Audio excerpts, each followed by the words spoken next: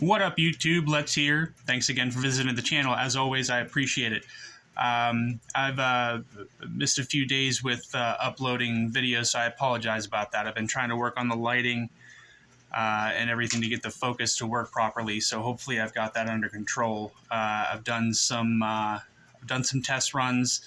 There was actually a video posted recently, I think yesterday, of just random, me moving my knives around and moving the lighting around a little bit and flicking the knives open and closed. I didn't mean to upload that video. It was just me practicing the lighting, so I apologize about that. But I mean, I've been going crazy the last couple of days because I've got some ring lights going, I've got some diffusers going. Hopefully, I've gotten the lighting figured out. We'll find out with this video, I guess. But today I'm just going to go over a couple of knives with you guys. I just want to talk about copies and clones. A lot of people have different opinions about what are copies and what are clones in the knife community these days. It's a very distinctive difference for me. That, if a knife company makes, say, a knife that looks a lot like another knife or looks exactly like another knife, but they put their name and their brand and their billboarding on it and everything like that, I consider that to be a copy. And if a company makes a knife that looks exactly like another knife, but they put the same branding and everything on there as the knife that they're trying to make it look like, then that's a clone. I don't really mind people who buy copies, just wanting to have a knife that looks the way that the knife that they enjoy does, not being able to afford the more expensive one, but people who go online and buy a knife that has Microtech on it or Medford on it or something like that, and try to pass it off as something that's real, then obviously that's a problem. So I've got a few knives here. These are all from a company, except with the exception of this one. These are all from a company called F&Grow. You can buy these on Amazon, a bunch of different retailers. This company does a lot of copies. They do have some of their own stuff. This is one of the knives that they make that isn't necessarily a copy. But all of the other ones are here. None of these have names, really. These are all just numbered. I don't really have, the information on these at all.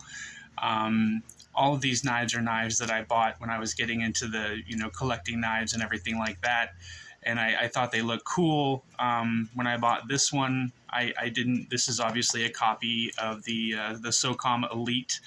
And I didn't know anything about that knife when I bought that one. I just thought it was cool looking, and I didn't really know anything about copies or anything like that when I bought that. Same thing with this one. I think this is a copy of the Kershaw bare knuckle. And again, I didn't know anything about the bare knuckle when I bought this knife. I just thought it looked nice, and when I got it, the action was really good, and I really liked this knife a lot. And this last one over here, this is the Brous Blades Reloader. This is actually the budget version. So this is actually not a copy. This is a knife made by the maker. It's just a budget version, so it's got plastic scales on it and D2 steel. It's a really neat looking knife. I like this knife a lot. I like the action on it. I like the ergonomics. It's a cheaper knife, but it's still pretty cool. I'm not usually a huge fan of recurve blades, but this has this nice, huge Tanto tip on it, and I just like the lines of the knife and everything. So it's a pretty neat knife as far as I'm concerned. This one is made by F&Grow. You can tell it's exactly the same knife, definitely not the same action, but they didn't try to put Brous's logo on it or anything like that. They labeled it as their own knife. It's just got a number on it. It's EF928 or something like that. So this, is definitely a copy, but this is a good option for somebody who kind of really just likes the look of this knife, but can't afford the more expensive version. I think this was like $18 or $20. And in a lot of ways, this is more substantial than the the real version with the plastic scales. This has G10 on it. This also has a D2 blade, and it's a steel liner lock. The issue is when I got this one, there was a lot of blade play in it, and the action on it obviously isn't fantastic.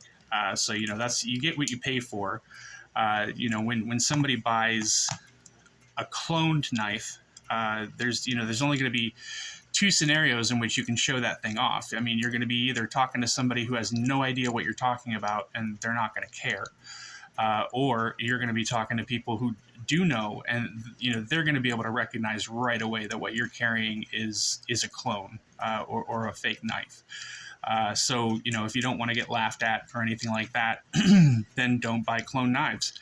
If you're looking around on a certain website, eBay or something like that, and you see a Medford for $150 or $200, you can rest assured it's probably a fake. Like I said, this one was a copy of the Kershaw Bare Knuckle, and I mean the action on it is just as good. The G10 is just as good. The blade is D2. It's a decent knife. And for somebody buying something like this just because they like it, there's nothing wrong with that. But obviously, when they're making a knife like this, it's made to look exactly like the SOCOM Elite. It's a very sought-after knife. It's very expensive, and it's hard to get a hold of. So I can understand people wanting to buy this, but if you were to go out and try to pass this as a Microtech SOCOM Elite, you'd either get laughed at or people wouldn't care one way or the other, like I said. So I guess that's really all I have to say about copied and cloned knives. I guess the moral of the story here is don't buy cloned knives. If you're buying a copied knife, it's either because you don't know that it's a copied knife, or you know that it's a copied knife but you don't care. You just want to have a knife that looks like this, but you're not going to try to pass it off as the original. I think that's the biggest part of it. I don't buy knives from this company anymore, but that's just because the quality's kind of there. But you've always got something. There's either a lot of blade play, or it's not as much of a quality blade as you would normally get from another company, or something like that. They've gotten much better with their action on their knives, but like I said, I don't buy them anymore just because the quality just isn't there as much. Granted, it's only a $20 knife, but I've kind of stopped buying Civivis and CJRBs as well, just because my tastes have grown past that price point, I guess you would say. I don't mean to sound like a snob or anything like that. That's just kind of where I am with my knife journey, I guess you would say. Another thing I wanted to talk about today, I'm going to be doing a, excuse me, I'm going to be doing a 200 subscriber giveaway. Once I hit 200 subscribers, and I'm going to be giving away a couple of knives. Let me get these out of the way here.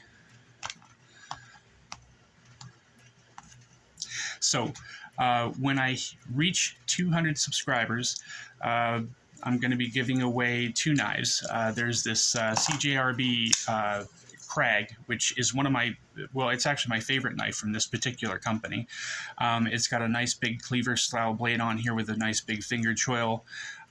Great ergonomics, great action.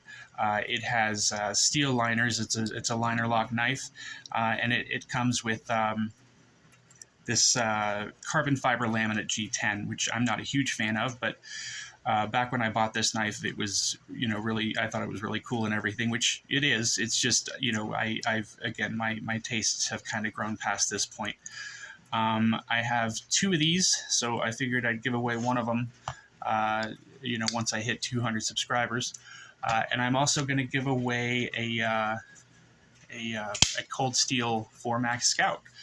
I also received two of these guys. I ordered it on Amazon, and I accidentally ordered it twice. When the second one got here, I was going to send it back, but I ended up not doing that. So, this is out of the box, but it's never been used. It's never been carried or anything like that. So I'm going to be giving this away too as well for my 200 subscriber giveaway. Once I hit 300 subscribers, I'm going to be doing another giveaway, but I'm not sure what that's going to be yet. So I'll announce that when we get closer to that. I hope you guys enjoyed the video. If you have any questions or anything like that, please leave a comment. If you enjoyed the video, like and subscribe. I'd really appreciate it. Stay up, y'all. Take care. Bye.